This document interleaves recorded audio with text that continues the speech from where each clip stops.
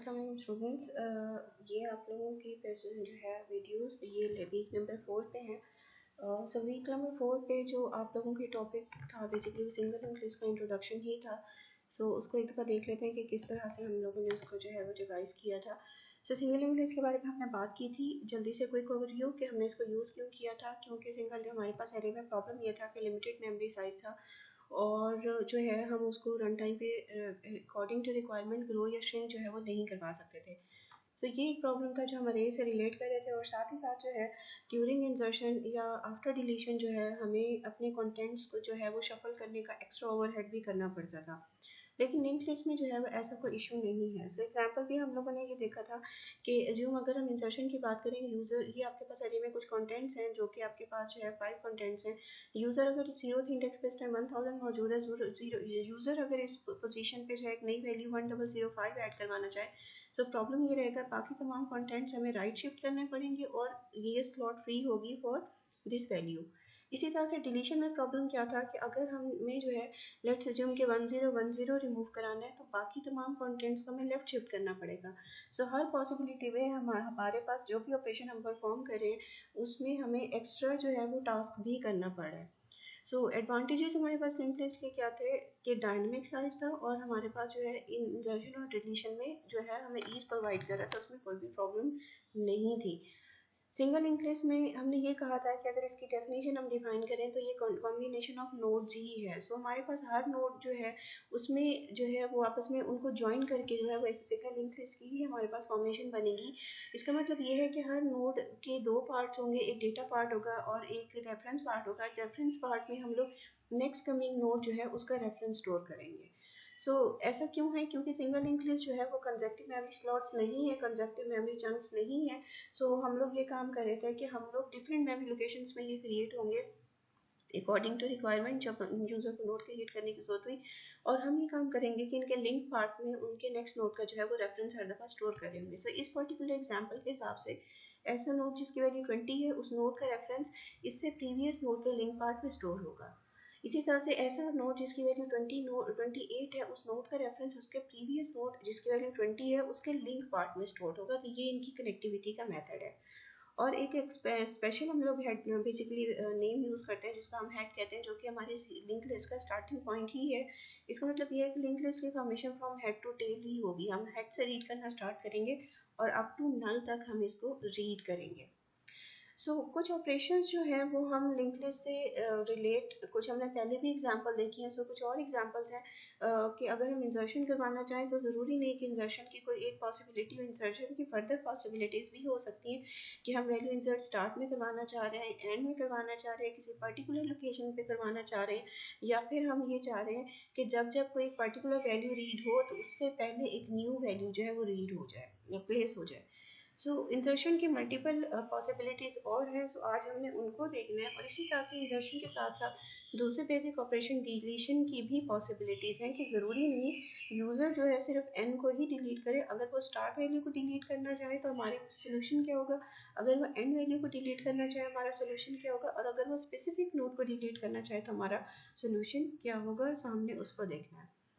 सबसे पहले हम इंसर्शन के बारे में बात कर लेते हैं और पहला पॉसिबिलिटी हम देख लेते हैं कि यूज़र अगर बिल्कुल स्टार्ट पे वैल्यू को इंसर्ट करवाना चाह रहा है। ये एक लिंक लिस्ट क्रिएट है जो कि हेड टू नल हमें शो हो रही है, जिसकी वैल्यू 5 है, सेकंड वैल्यू 3 है, थर्ड वैल्यू 8 है और फोर्थ वैल्यू 23 है। अगर हमने स्टार्ट में वैल्यू प्लेस करवानी है, कोड को पहले देख लेते हैं कि कोड किस तरह से काम करे। कोड के अकॉर्डिंग हमने सबसे पहला काम ये किया कि हमने एक न्यू जो है वो नोड क्रिएट किया जिसको जो है हम कोई क्यू पॉइंटर से डिनोट करें और उसके डेटा पार्ट में हमने एन प्लेस किया। ये फॉर्मेशन हमें उसकी नज़र आ रही है कि हमने कोई क्यू जो है क्रिएट किया और इसके डेटा पार्ट में हमने एन प्लेस किया। अब हमने अगला काम ये किया कि क्यू के नेक्स्ट पॉइंटर में हमने वो रेफरेंस स्टोर करा दिया जो उस टाइम हेड में पड़ा था। क्यू के नेक्स्ट पार्ट में हेड में इस टाइम ऐसे नोड का रेफरेंस है जिसकी वैल्यू 5 है। उस नोड का रेफरेंस हमने क्यू के नेक्स्ट पार्ट में स्टोर करा दिया और लिंक क्रिएट हुआ कुछ इस तरह से।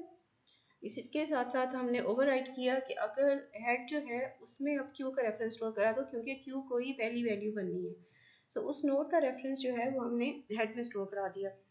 उस नोड का रेफरेंस लिंक क्या क्रिएट हुआ कुछ ही है। टू जो है वो 5 और हेड के दरमियान में जो है उनका लिंक क्रिएट हो चुका है, जो अभी हमने देखा कि बेसिकली क्या था कि उनका लिंक जो हम क्रिएट करना चाह रहे थे वो कुछ इस तरह से था। तो ये कुछ सेट ऑफ स्टेटमेंट्स थी जिनकी वजह से हम लोग बिल्कुल स्टार्ट में जो है वो कोई न्यू वैल्यू प्लेस कर पाए।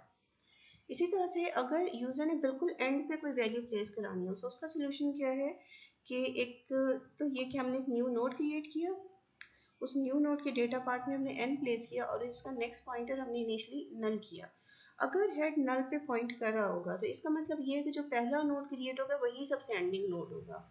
तो सिंपली हमने उस नोड का रेफरेंस जो है वो हेड में स्टोर करा दिया और लिंक क्रिएट हो गया, और ये एंडिंग फर्स्ट नोड भी है और एंडिंग नोड भी है।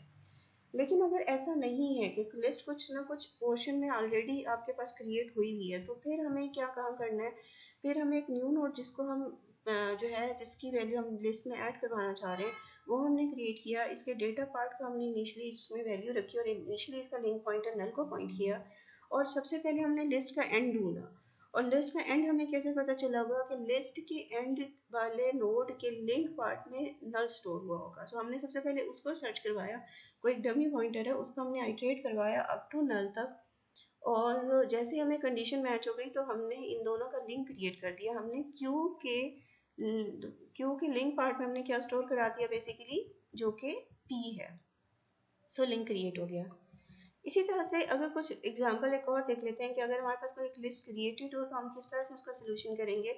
अगेन हमने एक नोड क्रिएट किया और उसके डेटा पार्ट में हमने वैल्यू रखी और इनिशियली उसका नेक्स्ट पॉइंटर हमने नल को पॉइंट किया। अब हमें अपनी लिस्ट का एंडिंग ढूंढना है, तो हमने एक डमी पॉइंटर लिया और उसको लिस्ट के एंड तक आइटरेट करवाया। लिस्ट के एंड में बेसिकली अगेन पॉसिबिलिटी वही है कि उसके लिंक पार्ट में आपके पास नल पड़ा होगा। तो हमने जैसे ही हम उसके एंडिंग नोड पे गए हमने उनका लिंक क्रिएट कर दिया कि उसके लिंक पार्ट में हमने पी स्टोर करा दिया। ये आपके पास कुछ पॉसिबिलिटीज़ हैं, हर पॉसिबिलिटी में अगर यूज़र जो है इंसर्ट एंड करवाना चाहे। लेकिन अगर हम किसी पर्टिकुलर लोकेशन पर इंसर्शन करवाना चाह रहे हैं तो हमें दो चीज़ों की ज़रूरत पड़ेगी, एक लोकेशन की और एक उस वैल्यू की जो कि यूज़र जो है वो प्लेस करवाना चाह रहे हैं उस पर्टिकुलर लोकेशन पे। फंक्शन देख लेते हैं हम लोग किस तरह से काम करेंगे। जो हम ये करें कि यूज़र थर्ड लोकेशन पे 25 ऐड करवाना चाह रहे हैं जबकि इस टाइम थर्ड लोकेशन पे 8 पड़ा हुआ है।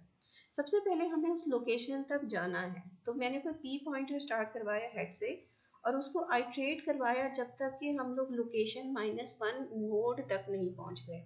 इसको एक नोड पहले हमने इस वजह से सिंपली स्टॉप किया क्योंकि सिंगल लिंक लिस्ट है, यूनिडायरेक्शनल है, हम लोग प्रीवियस नोड पे वापस नहीं जा सकते।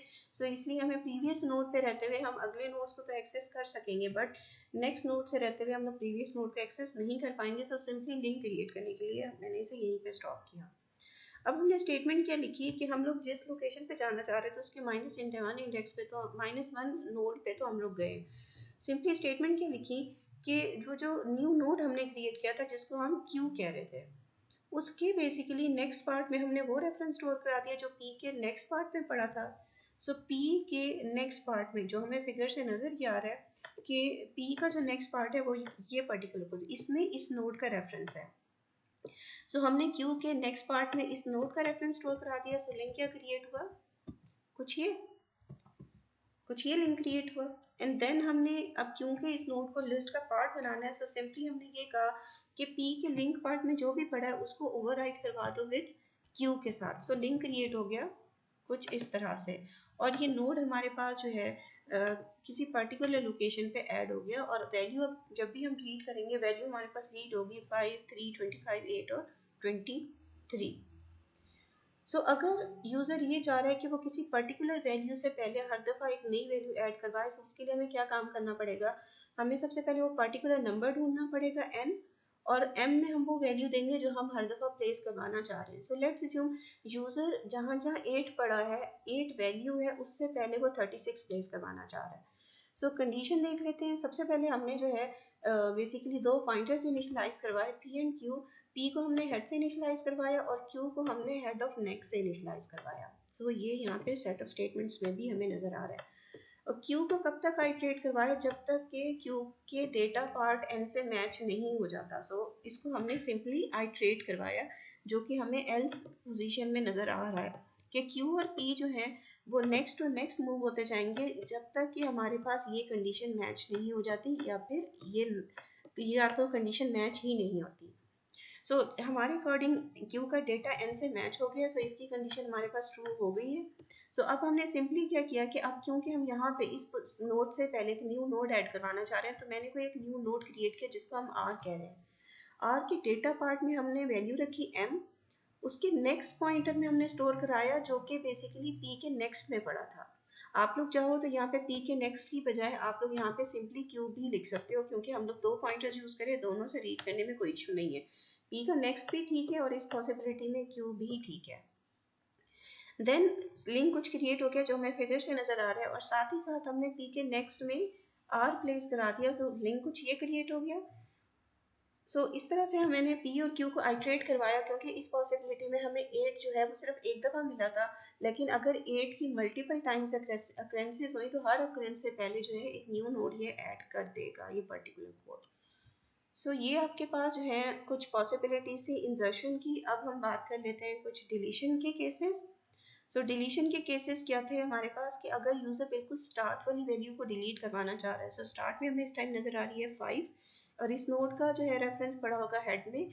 सो सिंपली हमने क्या किया, हमने सेट ऑफ स्टेटमेंट्स लिखी, हमने सिंपली हेड को ही नेक्स्ट शिफ्ट करा दिया। So head is equal to head of next करने से हेड अगले नोड को पॉइंट करना शुरू कर दिया, और हमारी लिस्ट को रिफ्रेश करने से नोड डिलीट हो गया। सो सिंपल है कि हमने सिंपली हेड को शिफ्ट कराना है। सो यही पर्टिकुलर केस है जिसमें हमारे पास हेड ही शिफ्ट होता है अगर हम पहली वैल्यू डिलीट करवा रहे हो। अगर बिल्कुल एंडिंग वैल्यू हम लोगों ने डिलीट करवानी हो, लेट्स अज्यूम 23 डिलीट करवाना है, तो पहले हमें 23 तक आइट्रेट करते हुए जाना भी है।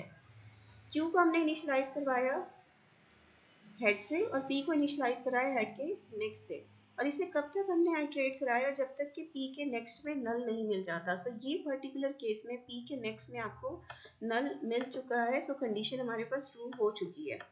तो क्यू की कंडीशन ट्रू हो चुकी है। अब हमने करना क्या है कि क्यू के नेक्स्ट को सिंपली हमने नल कर देना है, क्योंकि पी को हम डिलीट करवाना चाह रहे हैं। सो क्यू के नेक्स्ट को सिंपली नल कर दिया और पी हमारे पास डिलीट हो गया।